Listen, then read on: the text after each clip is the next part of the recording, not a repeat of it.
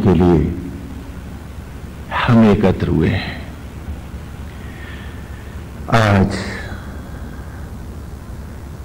भगवान श्री राम के जन्म का भी महापर्व है, श्री राम नवमी है। आप सबने नवरात्र भी मनाए हैं और जैसा कि पिछले रविवार जब नवरात्र का शुभारंभ हुआ था तो हम लोगों ने भगवान राम के कथा उससे अपने अपने संबंध और जीवन के संदर्भ खोजे थे। वे जो अजन्मा है, वे जो अविनाशी, जो हम सबको उत्पन्न करने वाले हैं, हम उनका जन्मदिन क्यों मनाते हैं?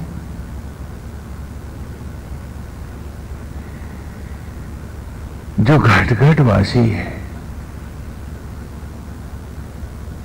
जिसके कारण ही ये संसार है, जिससे प्रकट होता जीवन का हर क्षण हर धड़कन है जीव मात्र की, फिर हम उनकी नवमी क्यों मना रहे हैं? श्री राम नवमी क्यों मना रहे हैं? इसका रहस्य क्या है? सनातन धर्म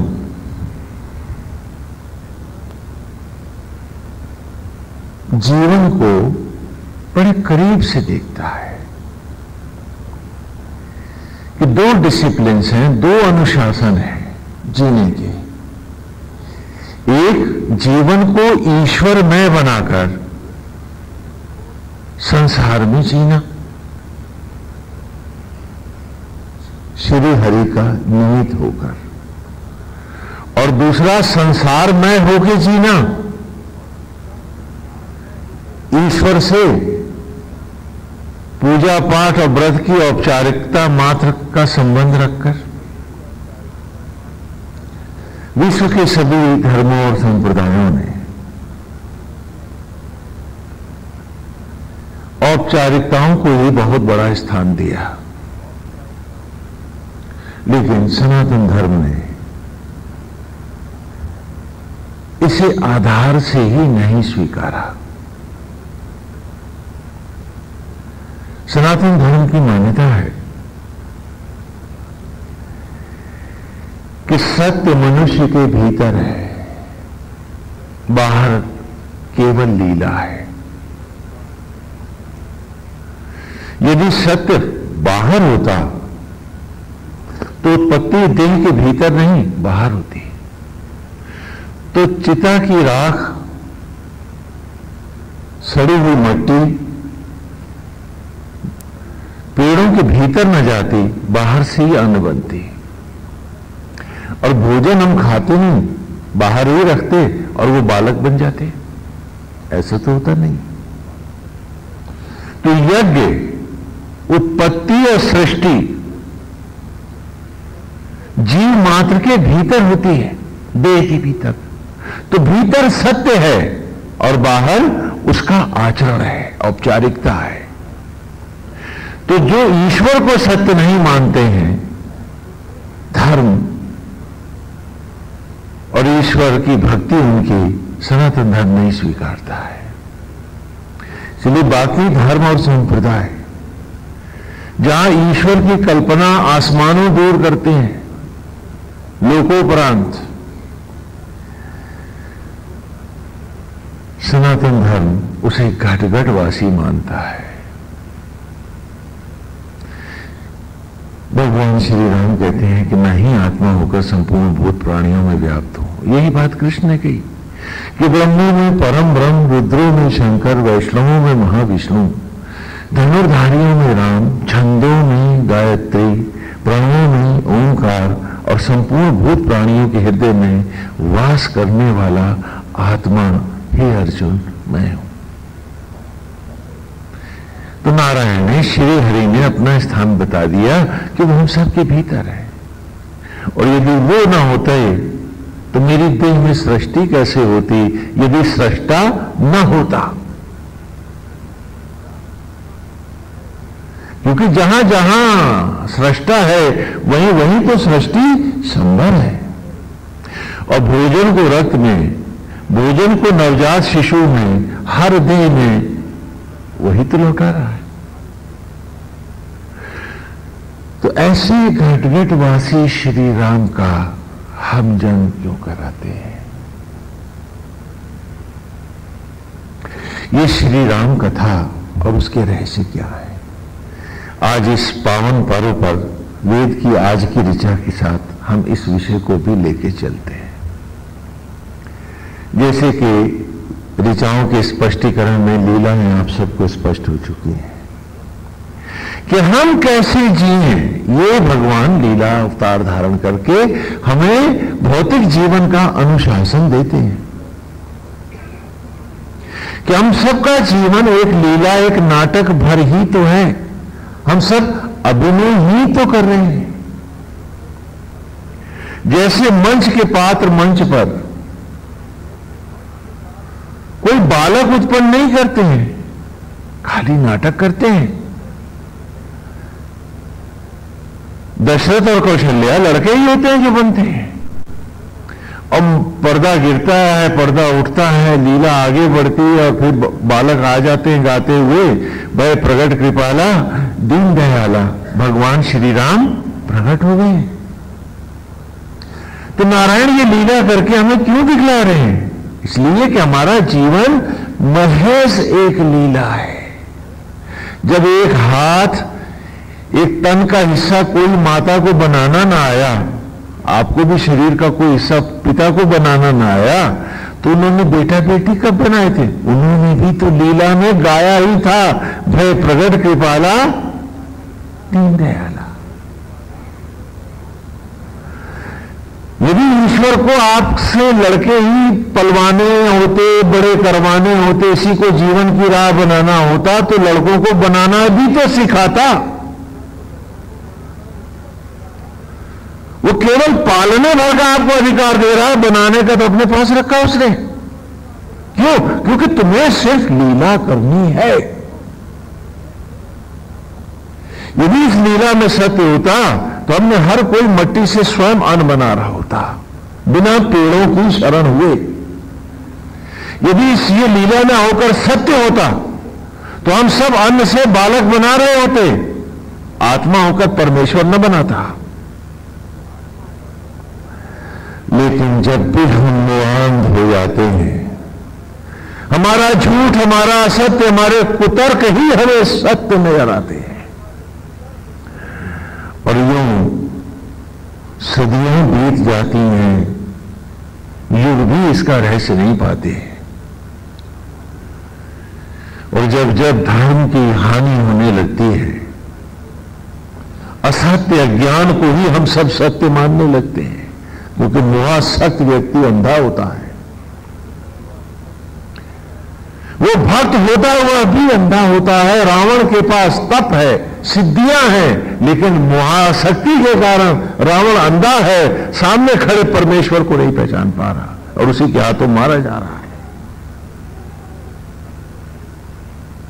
वो स्थिति हमारे पास तो रावण जितना तप भी नहीं है। वो तो ब्रह्मा जी से सिद्धियां लाता है, हमारे पास वो भी नहीं है। और देखो कि हमारी मोहाशक्ति रावण से भी ऊपर जा रही है। भगवान लीला के द्वारा यही तो दिखा रहे हैं कि उस लीला का जो खलनायक है, वो उसका चरित्र फिर पता नहीं क्यों मेरे से मुझे ऊपर उठता दिखाई पड़ रहा है। कि उसकी पतिव्रता पत्नी है, समर्पित बेटे हैं, अपने आप को न्यौछावर करने वाले भाई हैं, और उस रावण को परमेश्वर नहीं स्वीकार कर रहे हैं उसके दंभ और मोहाशक्ति के कारण। और हम हैं कि मोहाशक्तियों को ही नारायण बनाए जाते हैं। यही हमारा सब कुछ है, परमेश्वर है। इसीलिए जब जब धर्म की हानि होती है, अर्थात हम सब भटकने लगते हैं, जैसे कि गीता में भगवान ने कहा कि यदा यदा ही ग्लानिर्भवति भारत,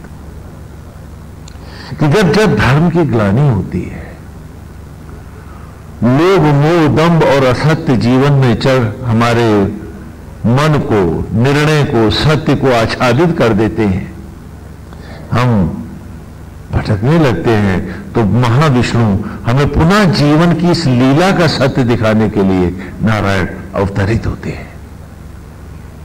वरना जो अजर अमर है उसे अवतार लेने से क्या प्रयोजन, क्यों आएगा वो? तो वहां लीला इसलिए नारायण नहीं करते कि हम खाली भजन गाएं, आरती उतारें, उनका नाम ले लें, उनकी कथा सुन ले, वो घर चले जाए। नहीं, उस लीला में अपने जीवन को धारण करना सीखें। कैसे हम जिए, हमारे जीने की तमीज क्या हो, किस डिसिप्लिन के साथ हमको जीना चाहिए, हमारी मन स्थितियां कैसे होनी चाहिए, हमारे प्रत्येक संबंधों के प्रति हमारा क्या स्वरूप होना चाहिए, उसी को लीलाओं के द्वारा दिखलाते हैं। एक छोटा सा उदाहरण दिया था हमने, थोड़ा सा उसको फिर दोहरा लेते हैं कि एक जगह रामलीला हो रही थी, बच्चों को उनके रूप सजाए गए, शोभा यात्रा निकालनी थी, तो गांव के बच्चे इकट्ठे किए रामलीला कमेटी ने और उनको बढ़िया कपड़े और मुकुट पहना दिया। बच्चों को मेकअप करके बिठाया उन्होंने। श्री राम भगवान के विग्रह में श्री राम, लक्ष्मण जी, जानकी और उनकी शोभा यात्रा निकली, तो लोगों ने आरतियां उतारी, उन पर प्रसाद चढ़ाया, उनको मिठाइयां खिलाई, उनके चरण छुए।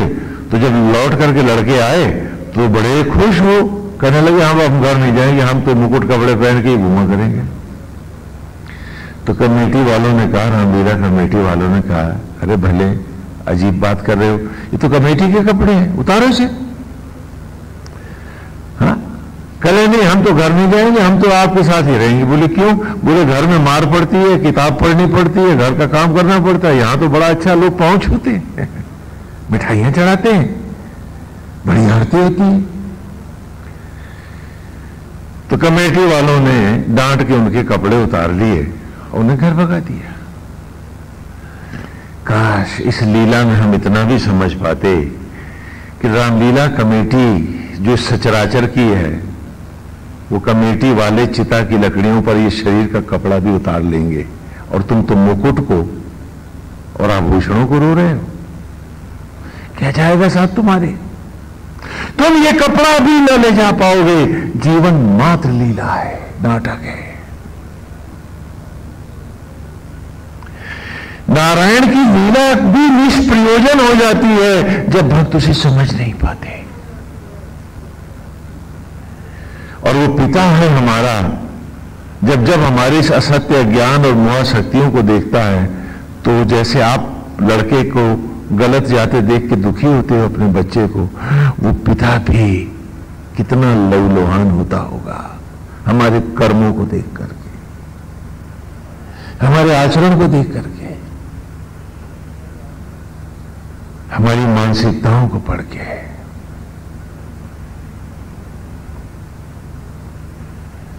रामलीला नारायण इसीलिए करते हैं कि लौट के सारी पीड़ाएं उस बाप ही को तो दे रहे हो जिसने बनाया है तुमको।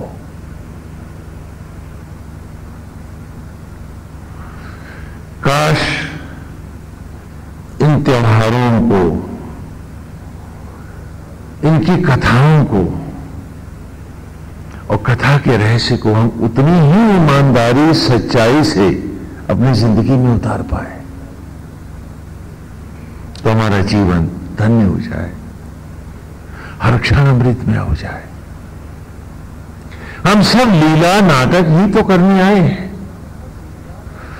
कपड़े कमेटी के हैं, घर दुकान भी कमेटी का है, मकान भी कमेटी का है, तन का कपड़ा भी कमेटी का है, तुम्हारा नहीं है। और कमेटी वाले कपड़े उतार लेंगे, क्यों? क्योंकि कल को जो नया जीव आएगा उसे भी तो ये कपड़ा पहनाना है। तू उतार और जा, तेरा काम पूरा, घर को जा। काश हम रामलीला में इतना पढ़ पाए होते। और यही भगवान श्री राम की कथा है।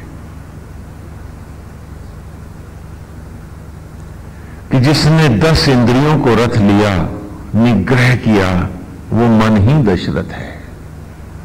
नकेल डाला जिसने 10 इंद्रियों को। भगवान राम की कथा में दशरथ स्वयं महामुनि कश्यप और अदिति प्रकट होते हैं, देवताओं के माता पिता दशरथ और कौशल्या बन के, हम सबको पढ़ाने के लिए, जीवन का पाठ पढ़ाने के लिए, किसका हर पात्र तुम्हारे जीवन का अंग संग है। इसे पढ़ो और अपने जीवन में उतारो, क्योंकि सत्य भीतर है, लेकिन बाहर भी तो सत्याचरण करना है, तो लीलाचरण करना है। आज कथाओं को तो हम पढ़ लेते हैं, लेकिन हमारे जीवन के यथार्थ में एक भी तो लीला नहीं उतर पाती।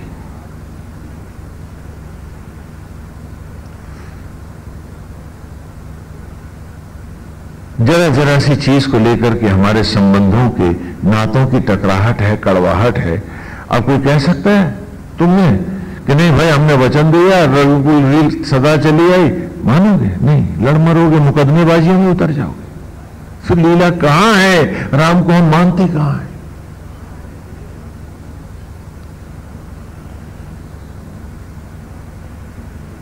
हम तो लीला को भी दूर से हाथ जोड़ के भाग जाते हैं, जीवन में नहीं उतारते। जबकि लीला का हर पात्र है कि जिसने 10 इंद्रियों को लगाम लगाई, बांध लिया, रथ लिया। बैलगाड़ी में नकेल डालते हैं ना, रथ लेते हैं, तो इसलिए रथ कहते हैं बैलगाड़ी को, घोड़ा गाड़ी को, किसी भी गाड़ी को रथ कहते हैं, वाहन जिसमें लगता हो बंधा हुआ। तो जिसने 10 इंद्रियों को रथ लिया वो बना दशरथ, और जिसने 10 इंद्रियां 10 मुंह बना ली,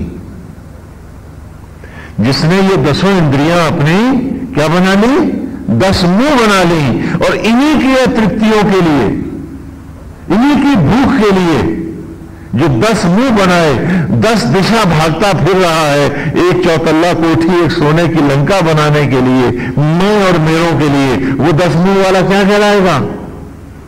बताओ, भगवान रावण को प्यार करेंगे क्या?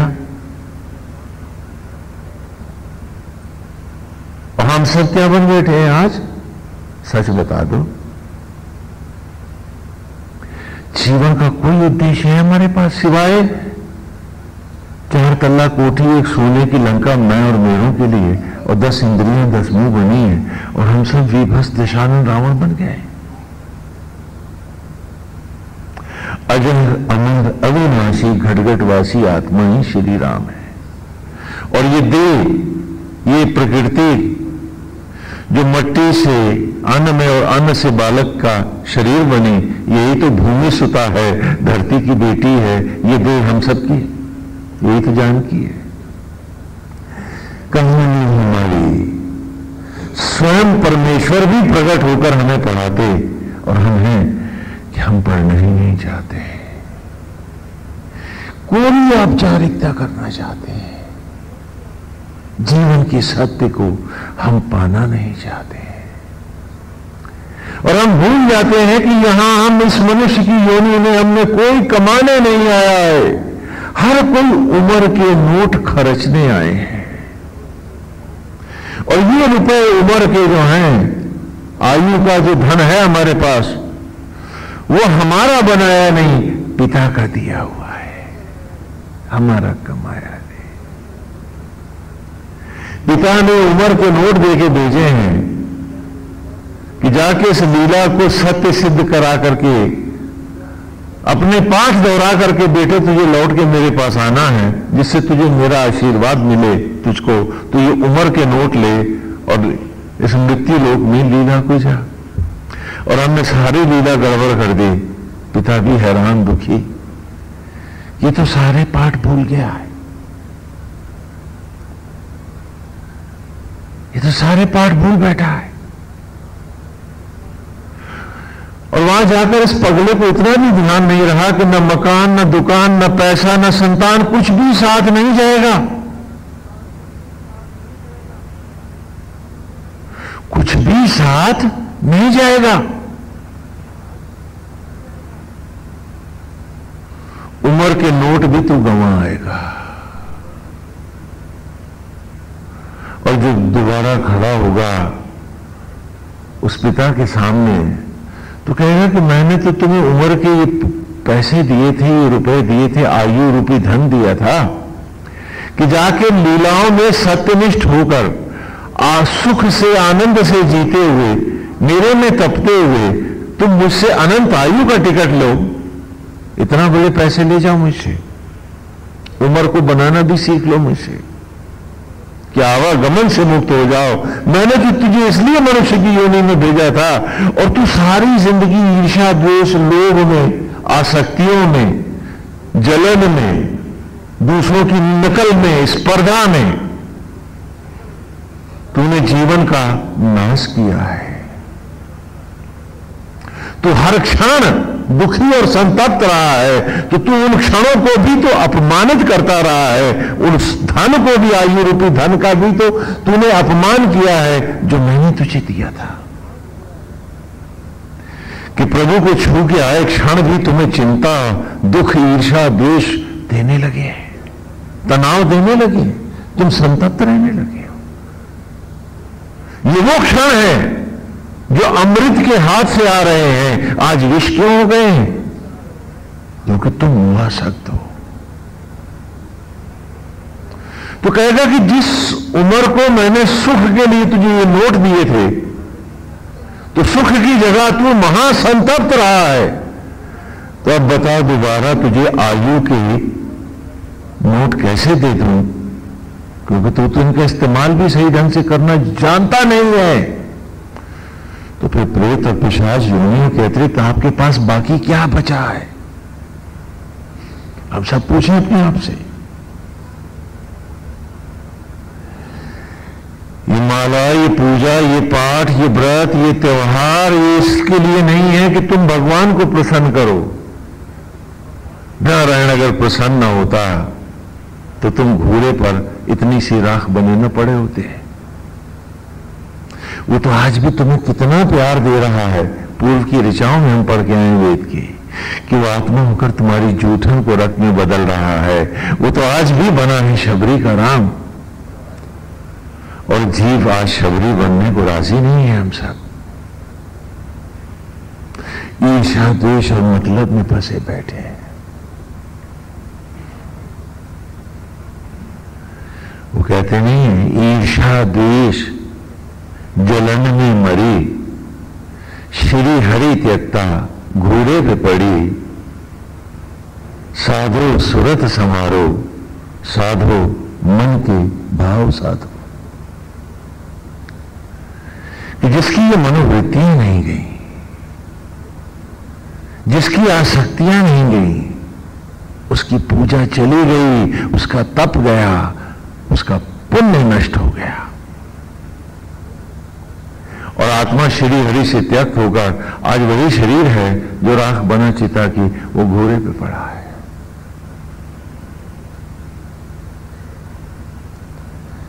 हर संत और मनीषी जन हमें इसी सत्य को पढ़ाते रहे, और हम हैं कि लीलाओं में भी नहीं पढ़ना चाहते,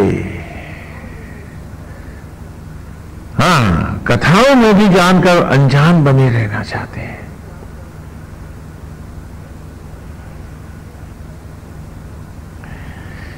दिल्ली प्रवास में हमारे एक मित्र थे गांधी जी,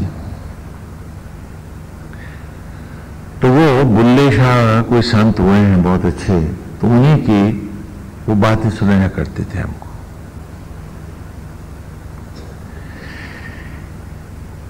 पनीरी लगा रहा था, वो किसान था बुल्ले शाह बताते हैं, खेत में पनीरी लगा रहा था। तो भक्त गए उसके पास, तो उन्होंने उससे कहा कि बुल्लिया रवदा की भाना, कि बुल्ले शाह ईश्वर को कैसे पाना। हाँ उनकी भाषा है।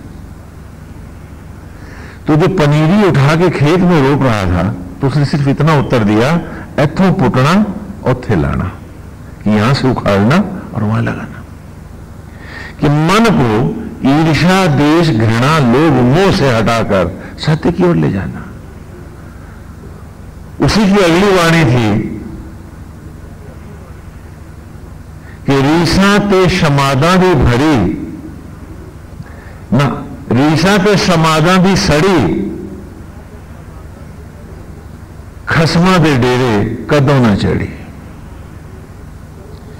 कि जो ईर्ष्या, देश और प्रेजुडिसेस में, जलन में फंसे बैठी है, जो मनोवृत्ति, वो कभी खसम यानी पति यानी परमेश्वर को नहीं पाती, अपनी आत्मा से द्वैत नहीं कर पाती।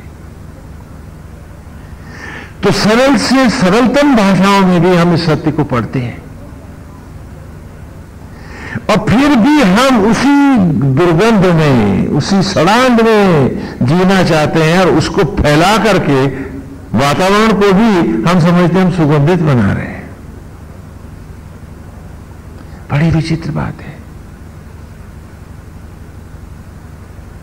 जबकि गुरुकुल की शिक्षा में, भगवान राम की लीला में हम आप सबको पढ़ा के ला रहे हैं कि मेरा सारा परिवार मेरे भीतर है। वेद के आरंभ में हमने पढ़ा,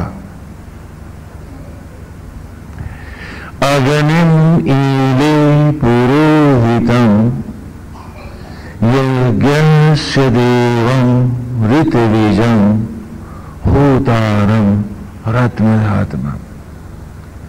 कि आत्मा ही यज्ञ का अधिष्ठित देव है।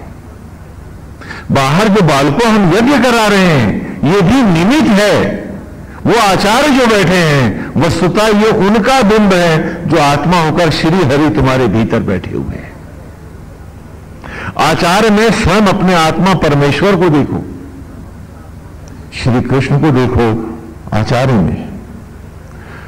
वो निमित्त है। जैसे रामलीला का पात्र करने वाला बालक जब मंच पर उसी विग्रह के साथ रहता है तो हम उन्हें श्री राम ही कहते हैं, लेकिन वो होता नहीं है, कलाकार है। उसी प्रकार बाहर आचार्य कलाकार है, सत्य रूप जो आचार्य है वो आत्मा है, और वही यज्ञ का अधिष्ठित देव है जो धारण, सृजन और संहार, ब्रह्मा, विष्णु और महेश, आ उ मा ओम होकर हम सब में विराजता है।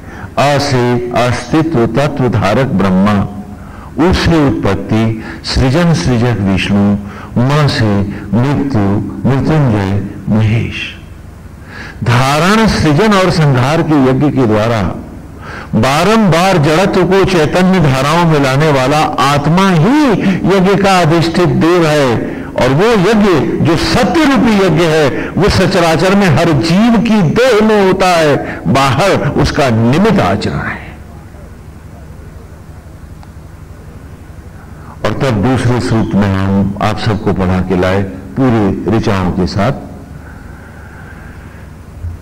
कि वायवा याहि दर्शते में सोमा अलंकृता तेषां पाहि श्रुति हवम्। कि प्राण वायु ही यज्ञ का उपाचार्य है, आत्मा के साथ प्राण ही उपरित्विज है। बाहर जो आचार्य के साथ उपाचार्य बैठे हैं, ये उनका अभिनय कर रहा है, सत्य आचार्य यहां बैठा है। मत भूलना कि तुम्हारे शरीर में सचराचर का स्वामी बैठा है, तो तीनों लोकों में, असंख्यों ग्रहों और नक्षत्रों में ऐसा कुछ नहीं है जो सूक्ष्म होकर तुम में विराजता नहीं है, वो सब तुम में है। क्योंकि जब परमेश्वर भीतर हैं तो उनके बनाए लोगों का अधिपति जब भीतर है, तो सारे लोग भी तो सूक्ष्म होकर तुम सब में समाये हुए हैं। अपने महत्व को जानो, इस देह को पवित्रतम बनाओ, क्योंकि यही मंदिर है जो हर मंदिर में ले जाके हम तुम्हें पढ़ाते हैं। जिसने इस मंदिर को मैला कर दिया, उसकी पूजा कैसी, उसकी भक्ति कैसी, उसका पाठ कैसा।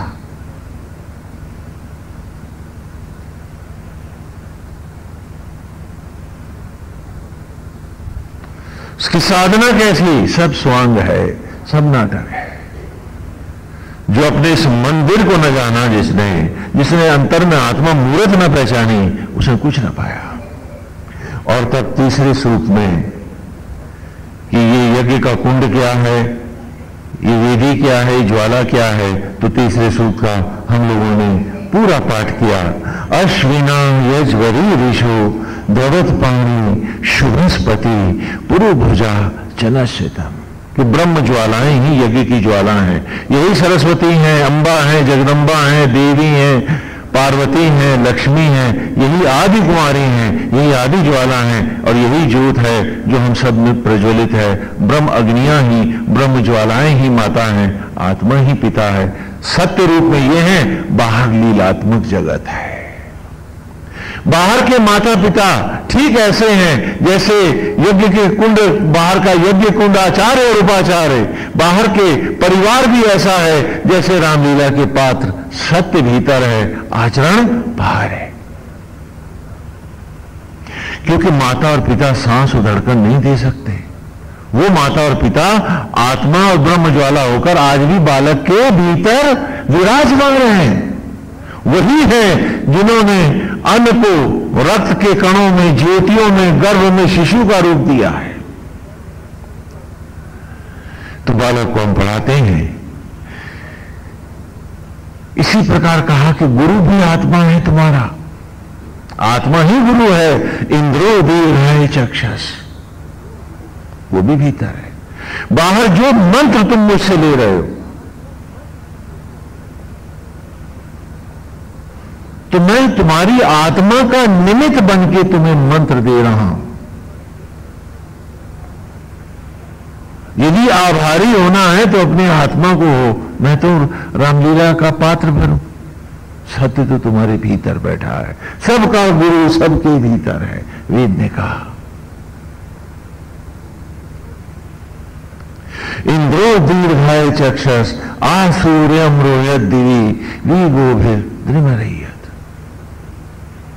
क्योंकि जो जीवन के गुरुत्व को धारण करने में समर्थ है, गुरु तो वही है और सो आत्मा है। क्योंकि आत्मा के हटते ही गुरुत्व नहीं धारण होता, शरीर बास मारने लगता है। कहते हैं मट्टी खराब हो रही है, हम ले चलो इसे। तो हमने भी जो मंत्र दिए हैं, आपने जिस जिसको दिए हैं, आपकी आत्मा के प्रतीक बन के दिए हैं। आप अपने आत्मा के प्रति ईमानदार रहो, हमसे क्या लेना देना।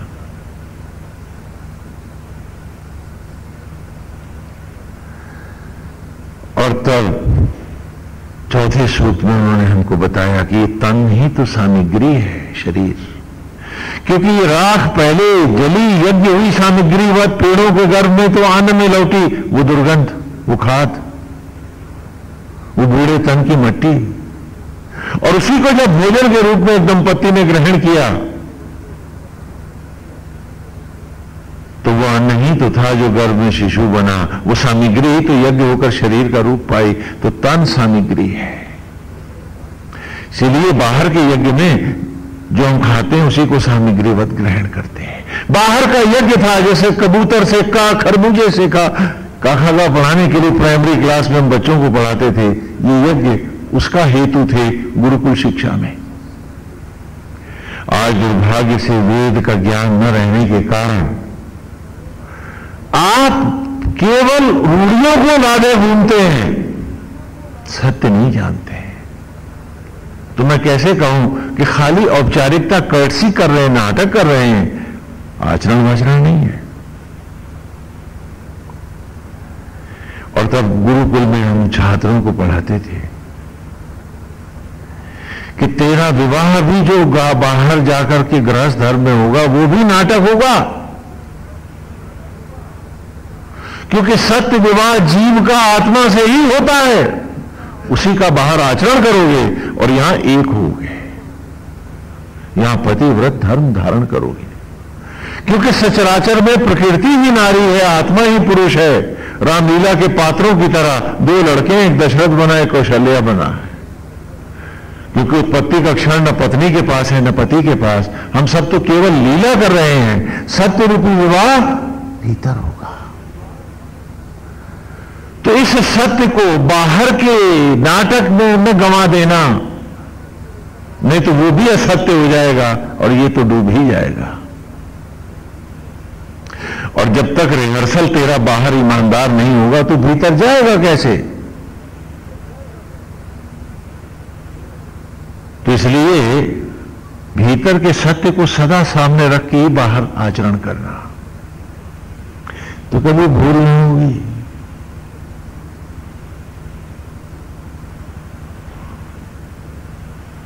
और जो ब्रह्मचर्य में है वो सीधे आत्मा के साथ ही विवाह करते हैं।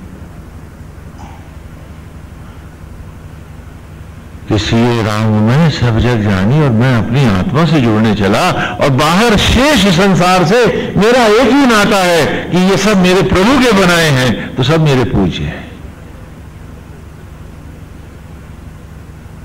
इसी को कहते हैं सीए राम मैं सब जग जानी। आपने कह तो दिया, लेकिन आपने अर्थ समझा इसका? क्या सीए राम हमारे पूज्य हैं या उपरांत हैं? बोलो क्या है? पूज्य है ना? तो जब सारे जग को हमने सीए राम में मान लिया, तो सारा संसार हमारा पूज्य हुआ या हमारा निंद्य हुआ या हमसे निम्न हुआ? बोलो। कि किसी से ईर्ष्या द्वेष न करेंगे, किसी से स्पर्धा न करेंगे, अपनी आत्मा के सत्य से जुड़ेंगे, आत्मा के सुख में मस्त होंगे और वही मस्तियां लुटाते चलेंगे। लेकिन जब जगत को हम सीए राममय जानेंगे, तो फिर वहां हम किससे कहेंगे कि तू छोटा है हमसे? वो तो सब हमारे पूज्य हो गए हैं। इस भाव से जिएंगे, इस रस में जिएंगे, इस अमृत के साथ जिएंगे।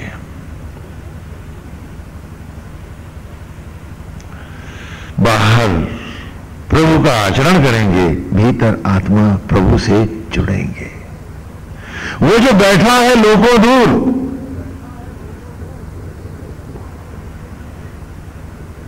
मैं उसकी बात नहीं करता हूं। वो जो मेरे से सिगा, मेरे साथ रोम रोम मुझ में बसा है, मुझे प्यार दे रहा है, मुझे सांस धड़कन दे रहा है, जो जीवन का हर क्षण दे रहा है, जिसने मुझ में ज्योति भरी हुई है, जो मुझे मट्टी से इंसान बनाए है, मेरा सर्वस्व तो मेरा आत्मा ही है। ये न मिला तो मैं लोगों दूर पहुंचूंगा कैसे? तो वीर ने कहा, आत्मा वो देवयान है जो तुझे आवागमन से मुक्त कर देगा। अपनी आत्मा में बैठ, अपनी आत्मा में बैठ और उसी को सत्य मान। और यही श्री राम की कथा आज की लीला है कि आज भगवान हमारे जीवन में प्रकट होंगे। आज हम रामनवमी बनाएंगे, राम की सौगंध आज राम को अपने मन में जन्म दे के दिखाएंगे कि आज जन्म हुआ है श्री राम तत्व का, अब जीवन न भटकेगा आसक्तियों में। रामनवमी इसलिए नहीं मनाते थे भक्त लोग कि भगवान पे एहसान करेंगे, हवन करेंगे, पूजा करेंगे, नवरात्र मनाएंगे। नहीं, कि नया संवत लगा है, एक नई परिक्रमा करेंगे हम इस पृथ्वी के साथ। हम भी तो देवों की, जब ग्रह ऑर्बिट कर रहा है, सूर्य की परिक्रमा कर रहा है, तो हम भी तो परिक्रमा करेंगे पूरे ग्रह के साथ ही। तो हमें एक नई परिक्रमा करने का, जैसे मंदिर में आप परिक्रमा करते हो, वैसे ही पृथ्वी जब सूरज की परिक्रमा कर रही है, तो इस पर बैठे हम सब जीव भी तो भगवान सूर्य की एक परिक्रमा का अमृत आ रहे हैं। हाँ, करते नहीं अमृत परिक्रमा है। तो नई परिक्रमा के लिए नए संवत को प्राप्त हो रहे हैं हम, एक नया वर्ष मिला है, एक बार फिर देवता की परिक्रमा करने जा रहे हैं, सूर्य देव की। आओ सूर्यमय होकर जिएंगे, श्री राममय होकर जिएंगे। राम तो सूर्यवंशी हैं, सूर्य बन के दिखा देंगे। न कि ऋषियों की कालिख, रिश्तों की मैल, लिप्साओं की अंधता को लेके जिएंगे। आओ इस पृथ्वी के साथ हम भी तो सूरज की एक परिक्रमा करेंगे, देवता की परिक्रमा करेंगे। वो तो जगत आत्मा की जब हम वहां परिक्रमा करने आए हैं, तो आओ बाहर तो सूर्य देव की परिक्रमा होगी, जगत आत्मा की होगी, और भीतर जो सर्व आत्मा हमारा कृष्ण बैठा है, हम उसी की परिक्रमा करते हुए, जो श्री राम हैं, जो घटघटवासी हैं, उसी के साथ हम सारा बरस इसी की परिक्रमाओं में जीवन के हर क्षण को जिएंगे। आओ आज रामनवमी बनाएंगे। आओ आज से अपने मन को, तन को, विचार को, सबको राममय बना के दिखा देंगे। तभी तो रामनवमी मिलेगी। कि नई परिक्रमा मिली है, एक नया जीवन मिला है, एक नया सत्य मिला है। चलो अब तो गंदगी फेंको, अब तो बैसाखियां त्यागो, आओ हम आत्मा के हो जाएं, श्री राम के हो जाएं।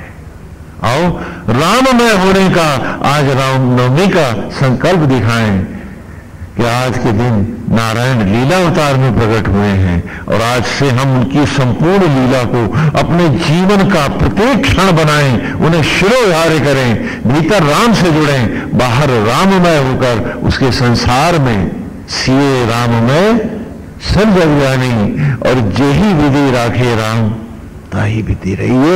इस सत्य को चरितार्थ करके दिखाएं कि अब ईर्ष्या द्वेष ना होगी। इसी के लिए हम आरती करते हैं। आरती करने का अर्थ ये नहीं कि भगवान की स्तुति गाना भरे, नहीं, अपने मन को आर्त करना है नारायण के चरणों में। न कि भगवान को रस्सी बांधनी है, वो नहीं बनता है। अक्सर एक बात मैं पूछता हूं लोगों से कि आप भगवान की पूजा पाठ क्यों करते हो? तो आप में से बहुत से भक्त तुरंत मुझे जवाब देते हैं, स्वामी जी ईश्वर को प्रसन्न करने के लिए करते हैं, भगवान को प्रसन्न करने के लिए करते हैं, नारायण को रिझाने के लिए करते हैं। तो हमने कहा अगर भगवान रीझ गए तो उसमें तुम्हारा क्या कल्याण है?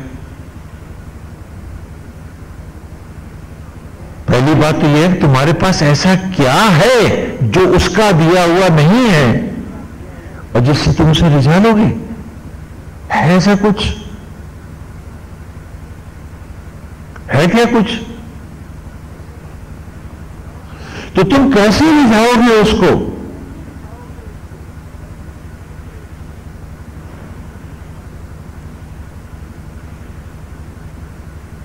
क्योंकि सब कुछ तो उसका दिया हुआ है। और थोड़ी देर के लिए मैं मान लो कि तुमने उसको रिझा भी दिया तो इसमें तुम्हारा क्या कल्याण है? क्योंकि तुम्हारा दंभ तो रावण से भी ऊंचा हो जाएगा कि मैंने ईश्वर को प्रसन्न करके दिखा दिया है। तो रावण से भी ऊंचा दंभ लेके ही तो जियो, तो उसमें तुम्हें क्या मिल जाएगा? अब यदि तुम ईश्वर को रिझाने के बजाय अपने मन को प्रभु पे रिझा दो, स्वयं रिझ जाओ उन पर, तो तुम्हारा मन राममय, तुम्हारा तन राममय, तुम्हारा आचरण राममय, तुम्हारा व्यवहार राममय, तुम्हारे जीवन का क्षण राममय हो जाएगा। हाँ, इसमें अतिशय कल्याण है। तो बताओ, प्रभु को रिझाना सार्थक है या नारायण पे रीझना सार्थक है? और सारी जिंदगी माला में भगवान रिझाते रहे और एक बार भी उसकी मनोहारी छवि पर, उसके रूप पर, उसकी शोभा पर, उसकी लीलाओं को अपने जीवन में उतारने पर आप अपने आप को नहीं रिझा पाए। पूजा पाठ, जप, तप, व्रत, त्योहार और तीर्थ, ये सब अमृत है, मन को साधने के साधन है। इससे ईश्वर नहीं मिलता, हमें अपने ही मन को साधना होता है कि हमारा मन अब भटके नहीं, उसकी मनोहारी छवि में सदा सदा के लिए बस जाए। तो वो तो हुआ नहीं, तो फिर हम माला क्यों फेर रहे थे? ये व्रत के नाटक क्यों कर रहे थे? इस हवन का क्या मतलब? क्योंकि ये हवन तो हम गुरुकुल में बच्चों को पढ़ाते थे, ये यज्ञ पढ़ाते थे, जैसे मंदिर पढ़ाते थे। हाँ, पिछली ऋचाओं में हम आपको पढ़ा के लाए कि दीलू चिदार तनु फिर गोहा चिदेंद्र बनने भी अभी दूसरे आनो, कि शरीर को ही मंदिर बनाओ, क्योंकि ये इसी को हमने मंदिर का रूप दिया है। तुम्हारी पलथी के जैसा ही पहले प्लेटफॉर्म चबूतरा बनाते हैं मंदिर का, फिर तुम्हारे धड़ के जैसा ही गोल कमरा रख देते हैं मंदिर का, तुम्हारे सिर के जैसे ही गुंबद लगा देते हैं कमरे के ऊपर, और जटाओं के जूड़े सा जो गुरुकुल में बालक होते हैं हम कलश रख देते हैं। आत्मा जैसी ही प्राण प्रतिष्ठित मूर्ति है और जीव रूप हम सब यजमान हैं। वहां मंदिर में तो जाकर के ध्यान था, जय जय जय जय, यहां नहा के जाना है, मैले कपड़े पहन के नहीं जाना है, यहां बैठ करके भाई कोई गलत बात नहीं करनी है। ईंट पत्थरों के मंदिर में तुम्हें सब याद था, और जिसकी हर ईंट स्वयं श्री राम रख रहे थे। इस शरीर देवालय में रहते हुए तुमने कैसे गंदे विचार रखे, कैसे मन मैले किए, क्या साहस है तुम्हारा? पूछो अपने आप से, हम सब पूछे कि जो काम ईंट पत्थरों के बनाए मंदिर में नहीं हो सकता, जो गंदा भद्दा आचरण है, शुभ नहीं है, बड़ा गलत है, तो उसे इस पवित्र मंदिर में बैठे साक्षात आत्मा श्री राम के सामने बैठे हम सब कैसे करते हैं? कैसे करते हैं? सारे पाप, ये षड्यंत्र, ये धोखाधड़ी कैसे कर पाते हैं? हम पूछे अपने आप से। लेकिन कहते हैं कि आसक्त व्यक्ति अंधा होता है, और वो इतना अंधा होता है कि वो ये नहीं जानता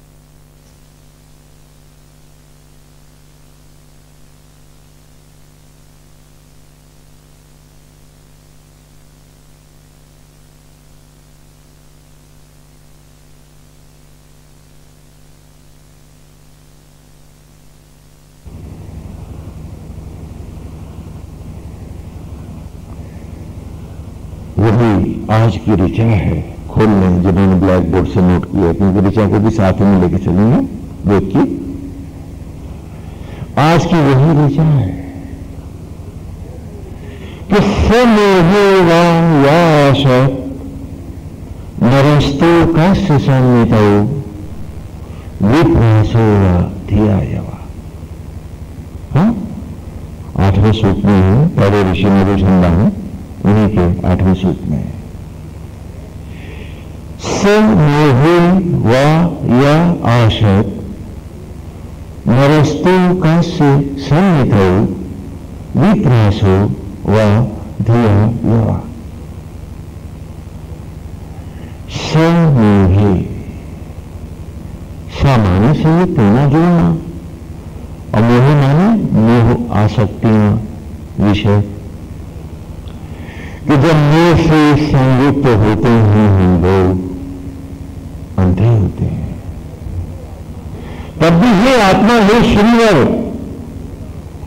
हे श्री राम, हे घटघटवासी, हम इतने अंधे होते हैं मोहाशक्तियों में कि हम ये नहीं जान पाते कि तू ही अघा रहा हमें। हाँ, कि सब मोहे आशत। देखो क्या बात कही, आशत माने अघाना। हाँ, पहले अर्थ कर लें। स मोहे, मोह से संयुक्त था जब आशत, हे आत्मा, हे गोविंद, तुम्हें अघा रहा था मुझे। आशत माने अघाना। वह कथा नरस्तु कस्य संहितो, कि ब्रह्म ज्वालाओं से तुम से अपनी आत्मा आत्म ज्वालाओं से प्रार्थना करे कि तोक माने औलाद, संतति से मुझको भी तो संयुक्त करो, सम्मित जोड़ो मुझे, मैं भी तो उस बालक के शिशु रूप को देखना चाहता हूं। मेरे भी एक संतान होता कैसे, वो तो जानते नहीं। मोह शक्ति मेरे को अगा रहा था, मुझे समोहे आशत और नरास्तो, नराटोक तो माने शिशु, बालक, औलाद, बच्चा, सब तो उससे जोड़ो, मुझे भी औलाद से वरद करो, ये प्रार्थना करो तुमने। तो क्या किया, ये प्रयास हो। प्रस माने उत्पत्ति, कि जो उत्पत्ति के क्षण को नहीं जानते, जो एक रोना तन का बनाना नहीं जानते, ये प्रयास हो। जिस ज्ञान से रहित है, अज्ञानी है, जो उत्पत्ति के विषय में कुछ भी नहीं जानते, ऐसे अज्ञानियों को भी तुमने दिया हुआ उत्पत्ति से वरद कर दिया, उन्हें मम्मी पापा कहला दिया, माता पिता बना दिया। ये ऋचा है आज की। हाँ, आज तो हम लोग इतने आसक्त हो चुके हैं कि अंधे के भी भीतर की एक आंख हो सकती है समझ की, हम तो वो भी गंवा बैठे हैं। एक ऋचा हमको हमारे जिंदगी का सच बढ़ा रही है और हम झूठ बनकर, झूठ में ही झूठ होकर जीना चाहते हैं। और उसको कहते हैं स्वामी जी संसार तो जीना ही है। मैं पूछता हूं, दुर्गंध बन के ही क्या, गंदगी बन के ही क्या? इसे सत्य में राममय होकर के भी तो जिया जा सकता है। हर क्षण को सुखी और अमृत में बना करके भी तो जिया जा सकता है। जिस सत्य को हम एक एक ऋचा मान रहे हैं कि yes that's the truth, nothing but the truth, तो फिर हमारा कौन सा दंड, हमारा कौन सा पाप दीवार बन के खड़ा है हमारे सामने? क्या हम आज इस दीवार को भेद नहीं पा रहे? और वो रोज रोज हमें प्यार कर रहा है और हम लोग उससे निपट नहीं पा रहे हैं। वो भीतर बैठा है, कोई मीलों दूर भी नहीं है मुझसे, फिर भी हम उसके नहीं जी पाते होंगे। अरे आज मनुष्य होकर न जी पाएंगे तो कल क्या प्रेत और पशु बन गए? पूछे हम अपने आप से। आज भी यदि स्वयं को न जान पाएंगे तो हम कब जानेंगे?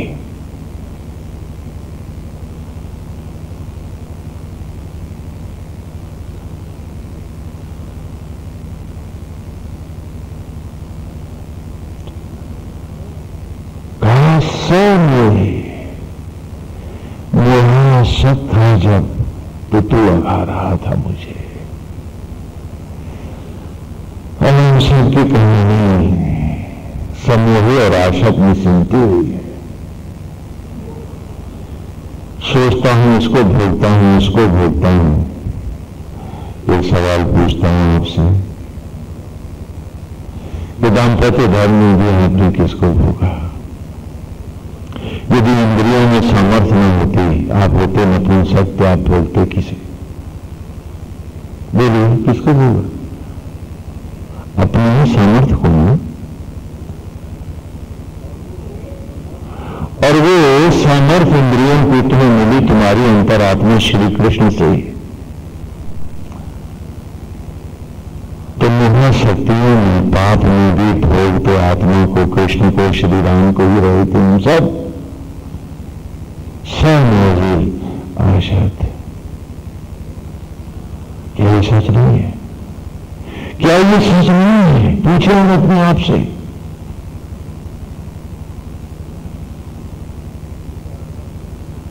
क्योंकि आनंद तो सिर्फ आत्मा के पास है, इंद्रियां तो अभिव्यक्ति मात्र है।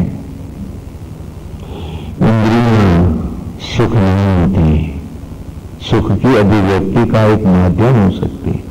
सुख तो आत्मा श्रीवर है, वो जो बैठा है मेरे भीतर, वो जो मेरा सर्वस्व है, सब कुछ है, और वो जिसे मैं भुलाए बैठा हूं, वो जिसका मैं क्षण क्षण तिरस्कार कर रहा हूं, अपमान कर रहा हूं जिसका, और उससे विमुख होकर ही मैं हर सांस जीना चाहता हूं।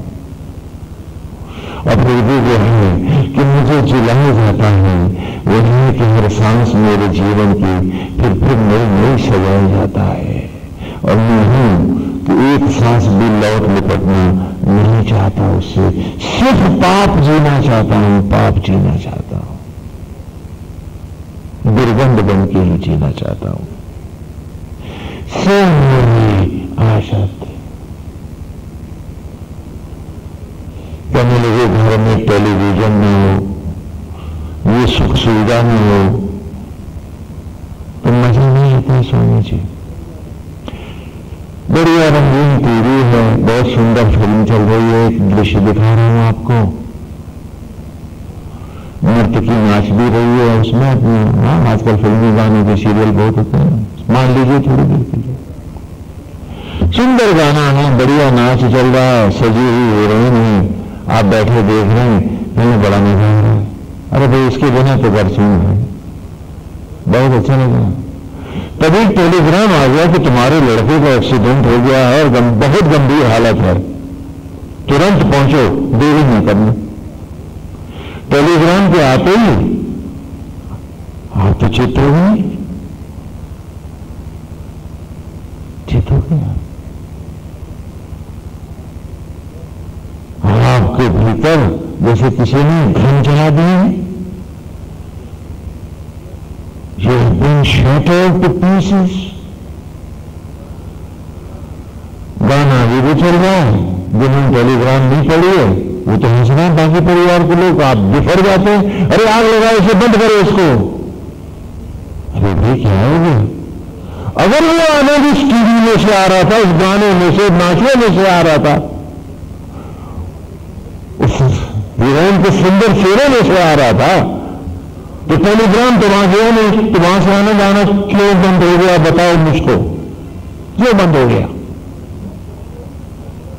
तुम कहती हो कि इसके बिना सुख नहीं था, मैं पूछता हूं ठीक है, मैं कहता हूं हाँ सच है, आनंद वहीं से आ रहा था, लेकिन टेलीग्राम के पढ़ते ही तुम्हें ने पढ़ा, बाकी परिवार वालों को भी आनंद वैसे ही आ रहा था, लेकिन अचानक तुम बरस क्यों गए, तुम बिफर के पड़े, क्या लगा? बंद करो इसे, फेंको इसको नाली में। टेलीग्राम टीवी ने नहीं सुना, वो नाचने वाले ने नहीं सुना, उस गाने का तर्क नहीं बदला। अगर आनंद इस टीवी में से आ रहा था तो मुझे बताओ ना, वो आना बंद क्यों हो गया? क्योंकि टेलीग्राम ने तो तेरे भीतर कुछ तोड़ा था और वो शीशे से चकनाचूर होकर धराशायी हो गया था। हाय, मेरे बेटे का एक्सीडेंट हो गया। तो फिर बता आनंद कहां था? जहां टेलीग्राम ने तोड़ा था, आनंद वहीं तो था। अंधे से भी अंधा बना था जब सोच रहा था कि वहां से आ रहा है, और इसी के लिए सारी जिंदगी तबाह करता रहा अपने आप, और उसी के साथ विमुख रहा जो हर सांस तुझे नवाजता रहा। पता नहीं कौन सी पूजा कर रहा था, कौन सी आरती हवन और यज्ञ थे पास मेरे। मैं पूछूं अपने आप से, कितना ईमानदार था मैं? से मेरी आशा थी।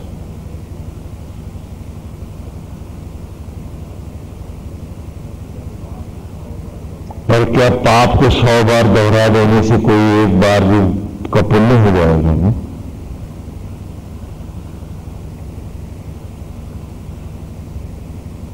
क्यों कर रहा हूं मैं ऐसा? मैं पूछूं अपने आप से।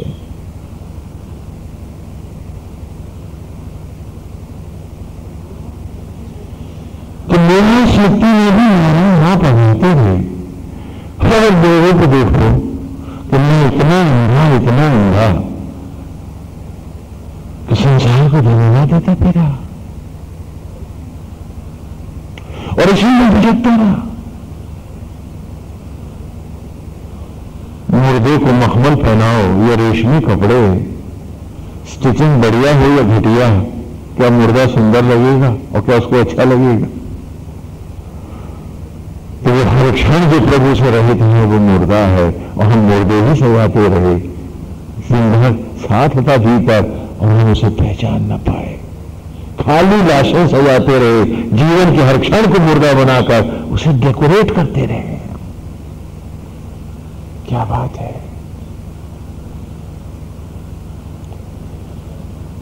श्री हर बरस राम नवमी आई, बस राम जन्म ही तो न हुआ। उम्र बरस दर बरस उतरती गई, सांस ढलती गई, हर बार नवमी मनाई, हर बार हवन यदि किए, बस राम जन्म ही तो मेरे मन में न हुआ। जाने कब होगा, पूछे मत आपसे। और आगे ऋचा कर रही है कि नरस्तो कस्य संतो, एक हथौड़े के जैसा सच और आगे रखा है इस ऋचा में वेद की कि तन कहीं रानी नहीं बनी तो बेटा बेटी कब बनाया था मैंने। एक राम लीला ही तो कर रहा था, वरना उत्पत्ति वही तो करने में समर्थ था जो उत्पत्ति के रहस्य को जानता था। सुनना मैं न पत्नी, और सारी जिंदगी में इस अंधता में, विषांतता और मोह शक्ति में जिया। उनके लिए मैंने झूठ बोला, पाप किया, पाप कमाए, क्या न किया, क्योंकि वो मेरे जो है, वो मेरे हैं। मैं ईश्वर से छूट सकता हूं, लेकिन इनसे कैसे स्वामी जी, कैसे छूट सकता हूं, वो तो मेरे हैं। मेरी शक्ति जब आंखों पर चढ़ जाती है तो अंधे से भी कहीं गहरी अंधता मुझ पर उतर आती है, क्योंकि अंधे की आंखें जाती है, समझ तो नहीं, ये तो हमारी समझ भी ले जाती है, सोच को भी भ्रमित कर जाती है।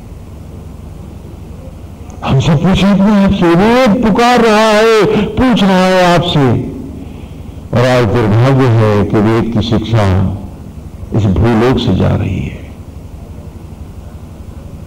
आजादी के 50 साल बाद भी हम बच्चों को नहीं पढ़ा पा रहे हैं।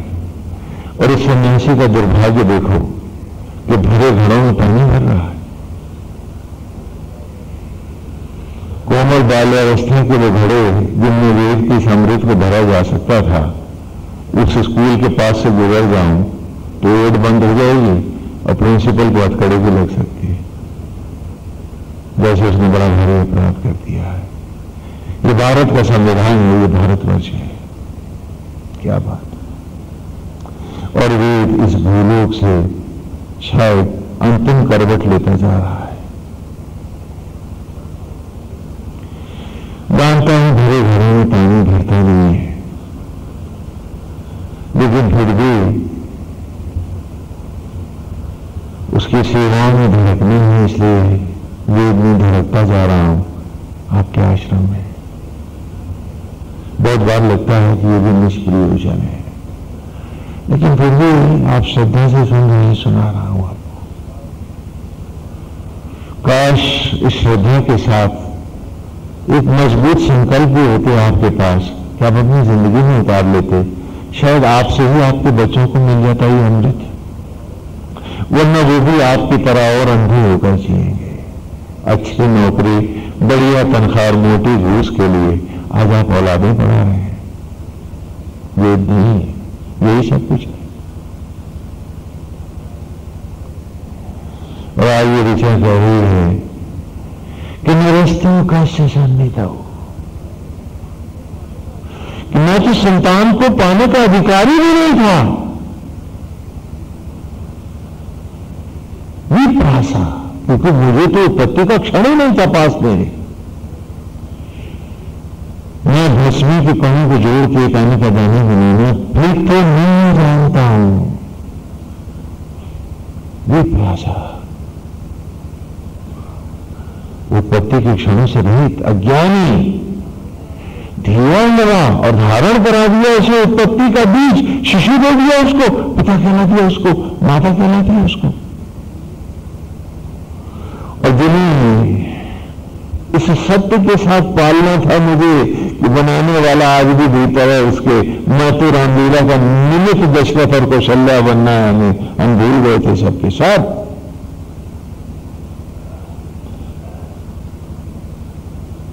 आसक्त हो गए थे। अंधता को भी शर्मिंदा कर गए थे, क्योंकि कहा कि अंधे की आंख जाती है, समझ नहीं, हम तो समझ को भी अंधा कराए थे। और इसी को धर्म पुण्य सब कुछ बनाए बैठे थे। कितने भटक गए हैं हम सब पूछे अपने आप से। और वक्त दिखा रहा है, न साथ आया कोई न साथ जाएगा कोई। और वक्त बता रहा है कि ये वस्त्र भी रामलीला कमेटी चिता की लकड़ियों पे उतार लेगी, नोच लेगी, तो साथ में ले जा पाएगा।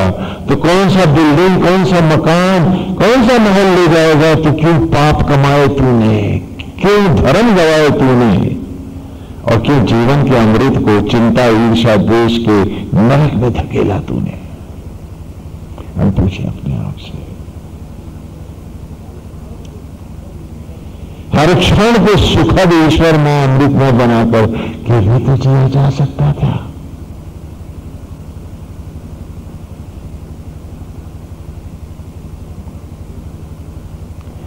हमसे तो पशु भले। चिड़िया है, पेड़ पे चुग रही है, बच्चे होते हैं उड़ जाते हैं, आसक्ति नहीं। वो तभी तक है जब तक पालना भरे। गायों के बछड़े बछियां होते हैं, मां अति प्रसन्न होती है, बड़े प्यार से उसे दूध पिलाती है, उसकी रक्षा करती है। बड़े होते हैं, कहीं भी चले जाते हैं। अगर तुम में से किसी एक का बेटा कोई बांट दिया होता, बताओ सारी जिंदगी नरक में हुई होती, छाती फट गई होती तुम्हारी, क्योंकि आसक्तियों के अंधे तुम कभी ये सत्य न जानते कि जिसका था वो ले गया। और आज भी ये महाशक्तियां कितना रुलाती हैं तुम्हें, जबकि सत्य क्या है? तो तुम सोचते तुम्हारे को बनाया है ना, तुमने पैदा किया है ना। अरे उंगली अपनी न बना पाए, औलादे कब बनेगी? भगवान श्री कृष्ण की लीला में भी हम इन्हीं वेद की ऋचाओं को पढ़ा करते थे गुरुकुल शिक्षा में, कि भगवान श्री कृष्ण प्रकट कहां होते हैं? बता सकता है कोई मुझे? कंस की झील में। माता और पिता का नाम क्या है? वसुदेव और देवकी। और जो उनको पालक माता पिता हैं, जिनका सबसे ज्यादा योगदान होता है, उनके नाम क्या है? नंद और यशोदा, है ना? कि आज भी शरीर रूपी जेल में, जहां मोहांध मिथ्याभिमानी इस मन कंस का राज है, क्योंकि 10 इंद्रियां 10वीं बनी हैं, तो ये मन कंस ही तो है। वहां रावण है तो यहां कंस है। तो मन कंस भटकाता मुझे बाहर बाहर। और वसुदेव, वसु माने अग्नि, वेद में पढ़ा के लाऊंगा आपको। वसु माने अग्नि और देव माने देवता। तो वसुदेव अग्नियों का देवता आत्मा, और देवकी ब्रह्म ज्वाला ही तो माता पिता हैं जो श्री कृष्ण को जन्मते इस शरीर रूपी जेल में।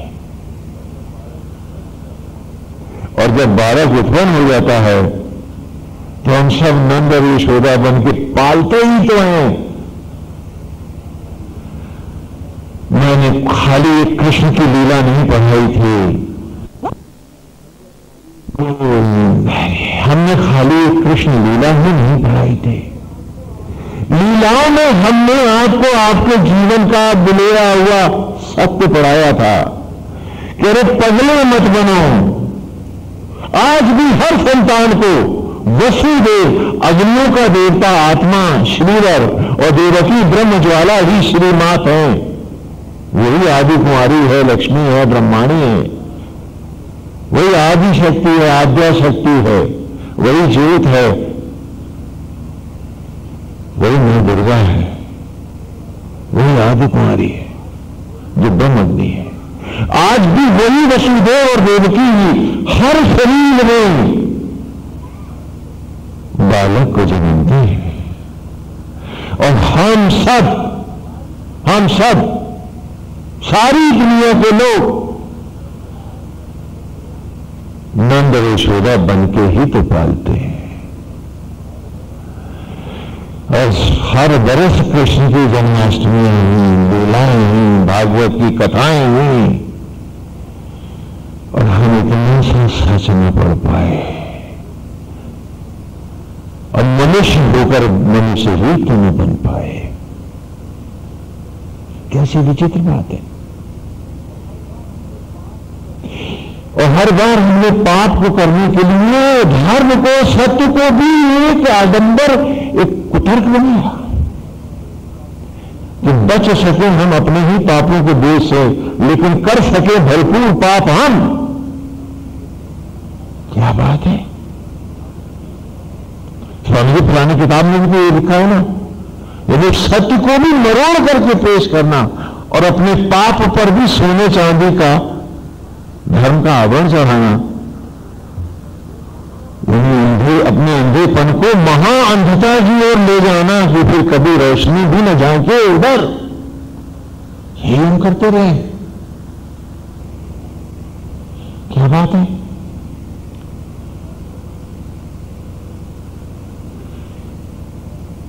हम गुरुकुल शिक्षा में कृष्ण की लीला से भी आपको ये रचनाएं पढ़ाते थे कि अरे महासत्य की अंधता आंखों को भी बेनूर नहीं करते, समझ को भी अंधा कर देती है। इसलिए अपने थोथे तर्कों और जजमेंट को लेकर के जो तुम दंड से फूले फूले फिरते हो, विश्वासघात उसी से करते हो, वो जो हर सांस और क्षण तुम्हें प्यार करता है, तुमसे लिपटा हुआ है, तुम्हारा ही आत्मा श्रीवर। रामनवमी इसीलिए मनाते हैं कि आओ जन्मदिन उसको आज, आओ श्री राम की कथा को अपने जीवन में उतारें, रामनवमी हो जाए। जो कृष्ण की कथा में है वही श्री राम की कथा में हम पढ़ाते हैं कि माता का नाम कौशल्या है, पिता दशरथ को नहीं जाना। कौ माने असंख्य, कौ माने असंख्य, और शल्या माने शूलों को धारण करने वाली, कि जो असंख्य शूलों को अर्थात पीड़ाओं को सह करके भी, सुना तुमने कि कोई भाले से गोदता रहे उसको और वो उस हत्यारे का भी बुरा न चाहे, भला चाहे, इस मनोवृत्ति का नाम है संस्कृत में कौशल्या। जो तीसरे सूक्त की दूसरी ऋचा में पढ़ा आपने इसी ऋषि ने, अश्विना पूर्वदंशसा, अश्विना कि हे देवकी पूर्वदंशसा, असंख्य शूलों को धारण करने वाली हे कौशल्या, नरा शरीर आया दिया कि ये ब्रह्मांड संपूर्ण सचराचर को धारण करने वाली, नारायण को भी लीला अवतार में रूप देने वाली, हे मां, हे आदि ज्वाला, और मेरे अंतर की ज्योति, हे भवानी। भीतर को बुलाता हूं, अपने ही अंतर को पुकारता हूं। वेद में है कि जिसका मन दशरथ नहीं, जिसकी मनोवृत्ति कौशल्या नहीं, विश्वास करो उसने राम कभी पाया नहीं, कभी पाया नहीं। मालाओं में श्री राम नहीं बनते, वो तो दशरथ और कौशल्या की गोद में पलते हैं। मन को दशरथ बना लो, मनोवृत्ति से कहो कि अब कौशल्या हो जाए।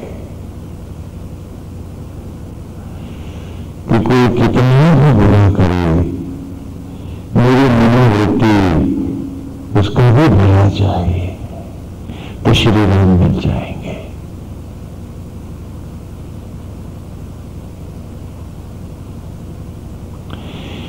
कि मनोवृत्ति पीड़ाओं में कौशल्या रहे और सबके साथ व्यवहार में सुमित्रा हो जाए, ये दूसरी मनोवृत्ति है इस मन दशरथ की। समझो, पात्रों को पहचानो, ये कहानी है तुम्हारी। हर प्रत्येक पात्र और घटनाक्रम पूरी रामायण का आपको जीवन के ही दर्पण है। शिष्य ने सुमित्रा कि सबके साथ एक मित्रवत बराबर का संबंध रहे। I am second to none and no one is second to me. कि मैं किसी का दो नहीं हूं, दूसरा नहीं, और मेरा भी कोई दूसरा नहीं है। हम सब बराबर हैं, कृष्ण के सब सखा बराबर। और यहां सुमित्रा के दो ही बेटे हैं, जो बराबर से एक केकई के बेटे के साथ है तो दूसरा कौशल्या के पुत्र के साथ है। ये मनोवृत्ति है। वो ये नहीं कि ये मेरा है तो वो पराया है, सबसे संभाव है। सुमित्रा ये मन की दूसरी मनोवृत्ति है। और जिसके पास सुमित्रा नहीं, जो प्राणी मात्र के लिए समभाव से उनके सहयोग में धड़क सकता नहीं, उसे भी राम मिलता नहीं है।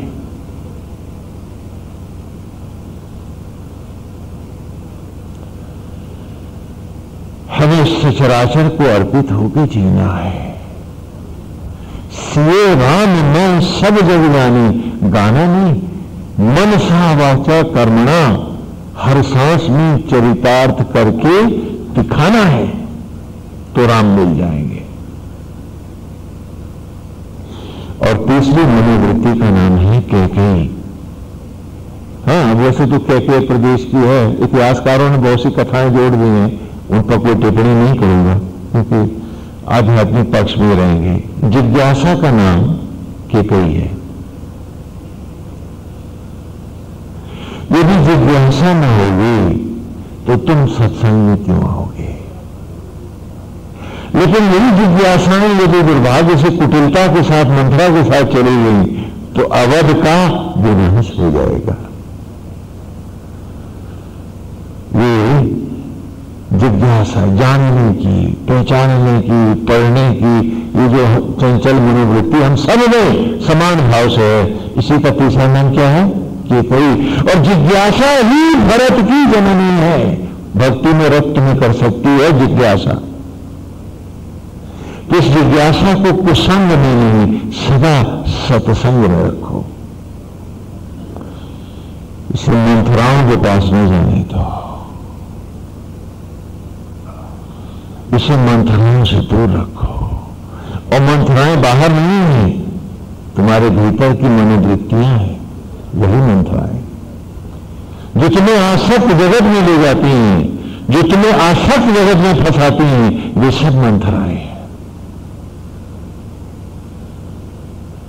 और इस प्रकार इस मन दशरथ की 3 पत्नियां हैं, फिर उनके 4 बेटे और उनकी 4 बहुएं हैं। ये वस्तुतः ये भी आत्मदर्शन के एक सुंदर प्रकार है श्री रामनवमी के। कि सबसे छोटे हैं रिपुसूदन शत्रुघ्न, ये सुमित्रा जी के बेटे हैं जो भरत के साथ हैं। कहा जिसमें जो शत्रुघ्न ना हुआ, अभी तो हम शत्रुघ्न नहीं है, शत्रु मित्र हैं। हम अपने हर गलत आचरण को, झूठ को, प्रपंच को हम बड़ी मित्रता के साथ तर्कों और बहानों का आवरण देते हैं, जबकि कहने की शत्रुघ्न हो कि जिसने अपने शत्रुओं को अर्थात विषयों को मारा नहीं, वो भक्ति में रत भरत होता नहीं है। उसकी पूजा पाठ माला जब तक सब अधूरे रह जाते हैं, श्री राम तक नहीं जाते। शत्रु है मेरे विषय, असत्य, अज्ञान, लोभ, मोह, ईर्ष्या, द्वेष, मेरा तेरा का भाव। लेकिन शत्रुघ्न कब शत्रुघ्न होता है? जब उसके जीवन में उसकी पत्नी आती है और उसका नाम क्या है? श्रुति कीर्ति। श्रुति कहते हैं वेद को, वही जो आज आप सुन रहे हैं से। जिसके जीवन में श्रुति अर्थात वेद की इन ऋचाओं के अमृत का कीर्ति यश नहीं बसा, जिसने वेद को अपने जीवन में यशस्वी नहीं बनाया, वो शत्रुघ्न कभी नहीं हुआ। इसलिए उसके पूरक के रूप में श्रुति कीर्ति कथा विस्तार में लाई जाती है, समय विस्तार का नहीं है। तो शत्रुघ्न के जीवन में जब श्रुति कीर्ति आए तो पहली बार शत्रुघ्न अगली अवस्था में अर्थात भरत हो जाए, भक्ति में रत हो जाए। लेकिन ये भक्ति जो तुम्हारी अभी मूर्ति के प्रति है, एक श्री राम के प्रति है भरत की, ये भी अधूरी है। तब भरत के जीवन में आती है उसकी पत्नी, उसका नाम जानते हैं क्या है? मांडवी। मांडवी शब्द का अर्थ होता है कि जो चारों ओर छत्राकार छाई रहे, कि जहां देखूं मुझे सब में मेरा आराध्य दिखे। सीए राम में सब जगह यही यहां मांडवी है कि जब भरत की भक्ति मंदिरों और मूर्तियों से उभरती हुई वहां मस्तक झुकाती, जब प्राणी मात्र में राम का भाव ले आए तो भरत की भक्ति मांडवी से संयुक्त हो और तू अगली अवस्था में श्री राम के और करीब हो जाए और भगवान राम के करीब है लक्ष्मण, तो लक्ष्मण हो जाए। राम रूपी लक्ष्मण में तेरा मन सहज ही लग जाए, तू राम पाए। और लक्ष्मण जी की पत्नी का नाम क्या है? उर्मिला है। तो इसलिए आगे मुझे बताने की कोई जरूरत है क्या? उर्मिला फिर गए, मिला है, मिल गया है राम से, उर्मिला है। क्योंकि योग में दो नहीं होते। प्रेम गली अति सा करू जाने दो न समाए। तो वेद ने कहा कि सत्य रूप में तू और तेरा परिवार तेरे भीतर है, लीला रूप में तेरा परिवार आचरण के लिए बाहर है। तो वो निमित्त धर्म है, यहां भीतर सत्य धर्म है। और जो सत्य धर्म ना हुआ उसका सत्संग कैसा और वो सत्य पाएगा कैसे? तो सारे पात्रों के द्वारा जितनी लीलाएं हैं श्री राम कथा में, वो भी आपके जीवन को सत्य को पढ़ाने के लिए कि भरत और वीर जानते हैं कि जरा सी असावधानी में माया उन्हें पकड़ ले जाएगी।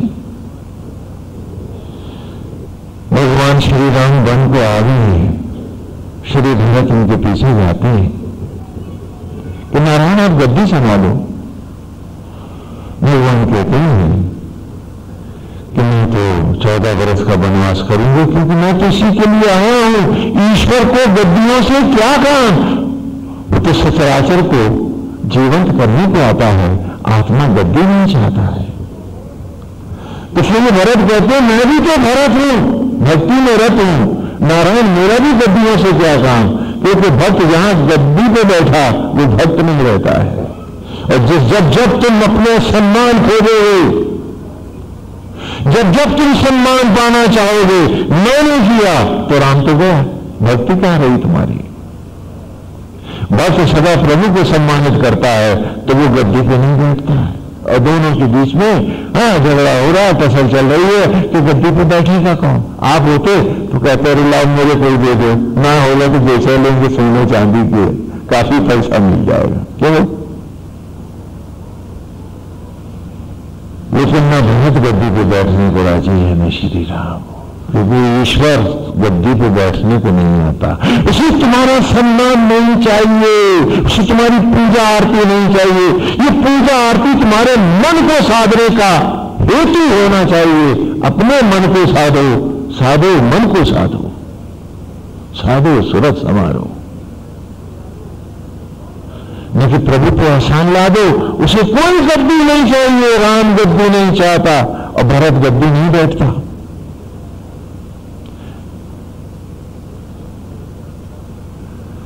और जो भरत है वो जानता है उसे तो राम की गोद मिलनी चाहिए, गद्दी से क्या लेना?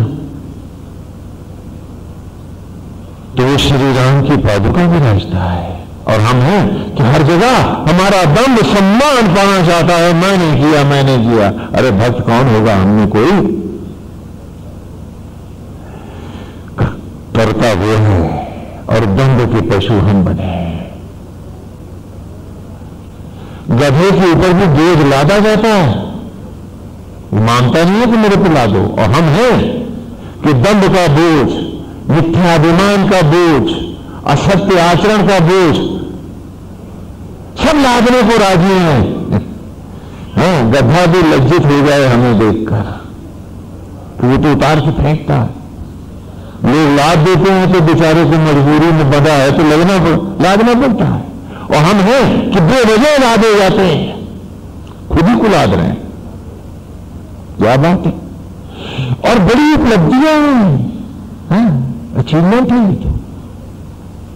क्या बात है। भरत कहता है गद्दी न लो, राम कहता है मेरा गद्दी से लेना है क्या।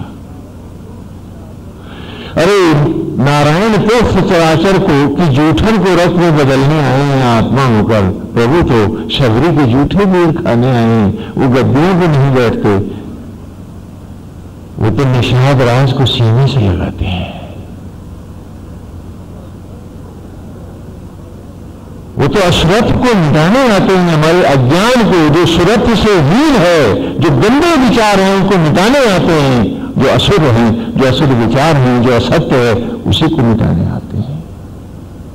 तो उन्हें हमारे किसी गद्दी की जरूरत नहीं भगवान को। और भक्त गद्दी पे बैठता नहीं, क्योंकि गद्दियां तो मनुष्य को जड़ों की ओर ले जाती है। और हम हैं तो गद्दियों के लिए मुकदमेबाजियां किया करते हैं, लड़ते हैं।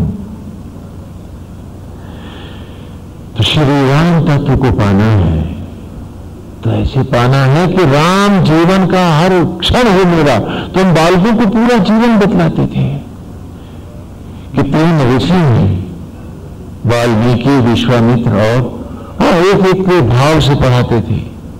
और फिर एक दृश्य आपको दिखलाते हैं, 2 दृश्य दिखलाते हैं। आज रामनवमी के दिन 2 में कोई एक बसा लो। एक तो बसा हुआ है आपका, दूसरा भी चाहो तो बसा लो और एक को हटा दो। कल्पना करें चित्रकूट की।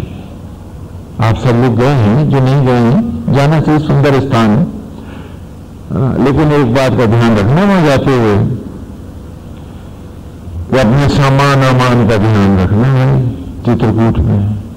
क्योंकि भगवान श्री राम भी जब वहां गए तो वहां के लोगों ने कहा कि प्रभु मोर यही सेवकाई, बासन बसन मिले चुराई। इसलिए इतनी सावधानी जरूर रखना वहां जाके। लेकिन चित्रकूट बहुत ही मनोरम स्थान है। चित्रकूट का एक दृश्य देखो, स्फटिक शिला का।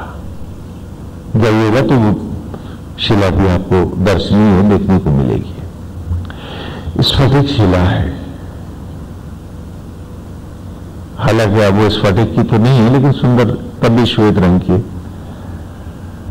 स्फटिक शिला है। सरयू का सुरम्य तीर्थ है, मंदाकिनी की पावन धारा है, चारों ओर वन प्रदेश है, पशु पक्षी कलरव किल्लोल कर रहे हैं।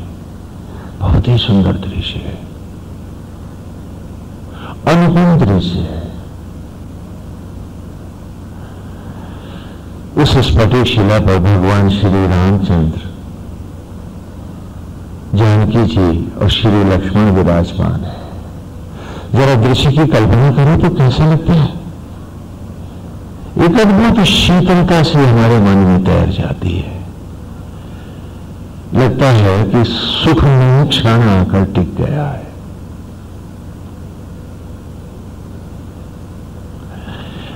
दृश्य बदलता है।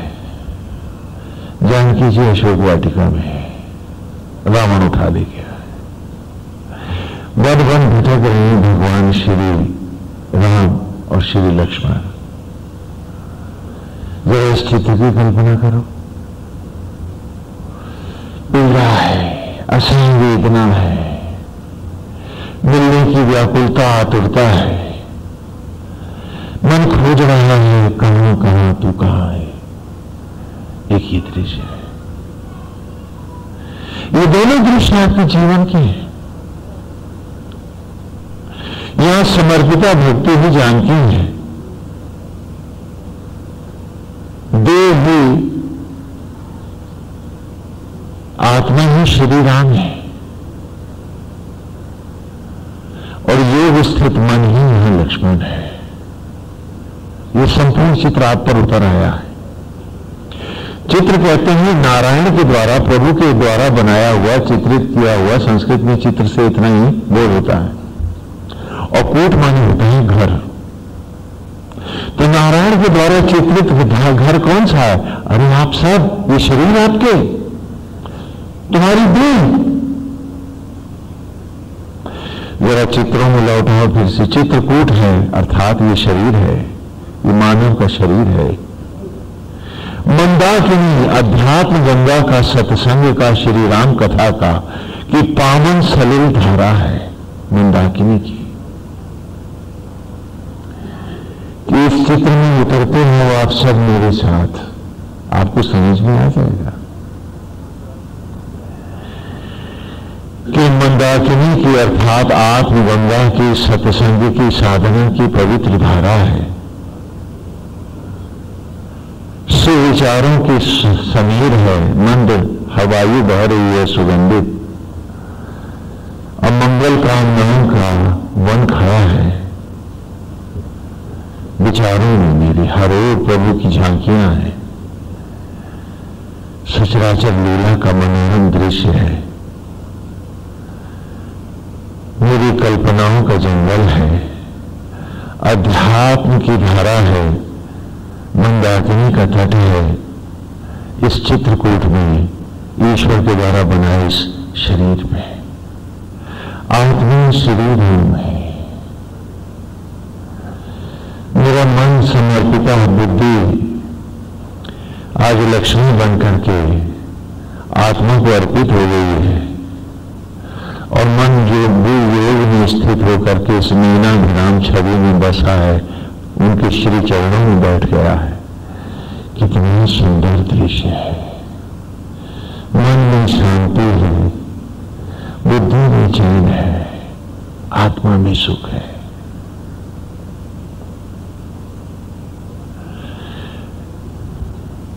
क्या ये चित्र आपको अच्छा नहीं लगता? लेकिन इसकी जगह आप इस चित्र को ही हमेशा उठाए रहते हैं कि मन और आत्मा भटक रही है और बुद्धि अशोक वाटिका में है जानकी। और इसी को अपने जीवन बनाया हुआ है। क्योंकि जब भी बुद्धि, मन और आत्मा अलग हो जाते हैं, न मन को चैन है, न बुद्धि को विश्राम है, न आत्मा में सुख है, सब संतप्त है। और इसी संतप्तता को आप जीवन बनाए बैठे हो। क्यों? क्योंकि आप मन, बुद्धि और आत्मा को जोड़ते नहीं हो। इस चित्रकूट में आकर स्थिर नहीं होते हो और बात करते हो श्री राम नवमी की। ये श्री राम कथा के पावन तट हैं, प्रसंग हैं, तुम्हारे जीवन के नाटक हैं, इन्हें पढ़ डालो।